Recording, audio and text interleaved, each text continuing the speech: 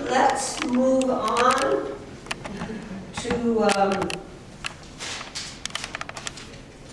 reaching critical will.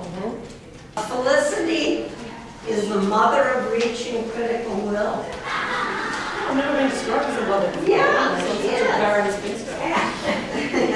And I asked her if she could tell us a little bit about the beginning. She claims she can't remember anything. Oh, I can remember this. So I'll ask her some Yeah. questions if she doesn't remember. But just a few minutes about reaching critical will. Okay, so reaching critical I'll will get out of the way. is a project of WILPF, and projects are easier to raise money for. So we created some projects to have a discrete kind of area of activity. And this one was particularly built around the 2000 Nuclear Non-Proliferation Treaty meeting. And that was a bit of a turning point because some governments, a number of governments, 8 of them, came together to form this new agenda coalition. And that they had a backbone, like a really rare thing in governments, a backbone, surgically inserted maybe, to drive an anti-nuclear agenda. And they really pushed the nuclear weapon states on this issue. So we wanted to help build momentum and awareness around the nuclear dangers, but also the potential for change that was coming up in 2000 when the 187 of the world's governments, all of the governments that had signed onto this nuclear non-proliferation treaty, were meeting. They were meeting for 1 whole month. And so WILPF created this project to create a baseline of information so that all NGOs could access the same amount of information. At the time, there was a war in the NGO world around disarmament. The war had happened, I think, 5 years before, around the last NPT conference. The last NPT conference, 1995, was what was called the Review and Extension Conference. In 1970, when the NPT was made, WILPF did a draft of it for them because they were so hopeless and so slow. But while it was being negotiated, what was inserted in it was an end date because they thought we'd have disarmament in 25 years. Surely, get on with it, you idiots. So, in 1995, the world's governments that had signed that treaty, 187, had to decide what to do. Should we extend this treaty because obviously we haven't achieved the goal? Or should we have it, in 5 years' time, extend it for 5 years so it creates more pressure? Or should we extend it indefinitely, forever, which means the status quo is fine? And so a split, a permanent split in the peace and disarmament movement occurred around that question. And Abolishing 2000 formed to say, no, get rid of these weapons now. And so they were going to drive for the treaty to be extended till 2000, till five years, and then to keep the pressure on. Others, mostly US American organizations backed by the State Department and well-funded organizations, created a coalition called the Coalition to Save the NPT, which was to say, if we lose this law, you know, we need the NPT to last forever. And so that's what this war was about. So 5 years later, folks were very worried that there would be another war. And Sally Lilienthal of the Ploughshares Fund said, WILPF is well placed. WILPF knows all the players. WILPF is respected. WILPF has form and runs on the board in this issue. And WILPF could probably help us come back together again and get through this and help us move on and focus. So I was like, okay.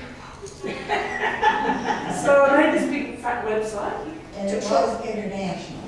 WILPF International. Yeah, okay, WILPF International. So I made this big fat website that included all the NGOs around the world were listed on it. Everyone's work was a gateway to everybody's work.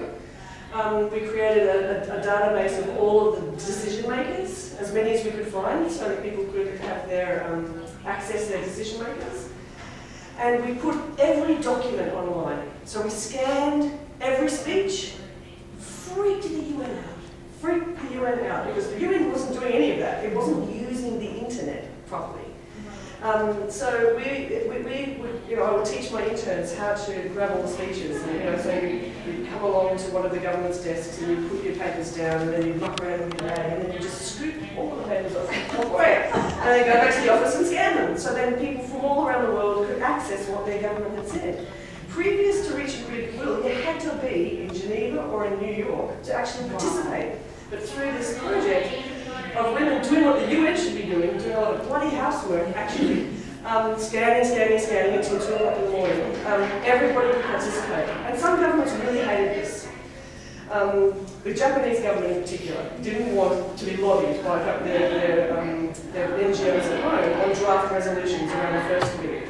So anyway, we set it up around the NPT in 2000, and then we decided to keep going and to be kind of a watchdog, a barking dog, a guide dog for these government bozos. And our reporting, our analysis is something that lots of diplomats kind of steal and use. And the resource is, it's a bridge in some ways, but to try and push people to do the right thing and to help the NGO community to come together. So that's kind of, you know, a little bit of where it started. So it was 1999 that it started, and the catchphrase was to help the preparation and participation of NGOs in the disarmament work of the UN. And the dangers are about it that it's doing too many people's homework for them, and they're not actually, so many governments now just use our analysis and our links to send back to their foreign ministries what's going on. So we're doing a whole lot of really highly paid jobs for them. And you can also become a bit too close to the power as opposed to building movements. So there's a separation between experts and movement, and that was never the original intention, and it's one of the bridges that needs to take place. And sometimes when you create projects, I mean, I'm so proud of this work, and the women who are doing it are magnificent and mighty. And they are doing a lot of outreach on military spending. They've created some amazing tools to compare military spending and what would you prefer, what brings real security. They also do bridging work between gender and disarmament. So they're doing a lot of bridge building, but sometimes you can be a bit flattered by proximity to power. And some of these people are, you know, milling about forums and trying to influence. So it's good for WILPF to be there. WILPF has a lot of credibility and a respect. And it doesn't actually have a lot of credibility and respect in other parts of the world and in movements anymore, and it used to, but it does here. So I'm proud of that. So that's, in New York. And she was a good mother. She organized cocktail parties. Yeah, that's true. And it wasn't long before the delegates were swarming. I think I will.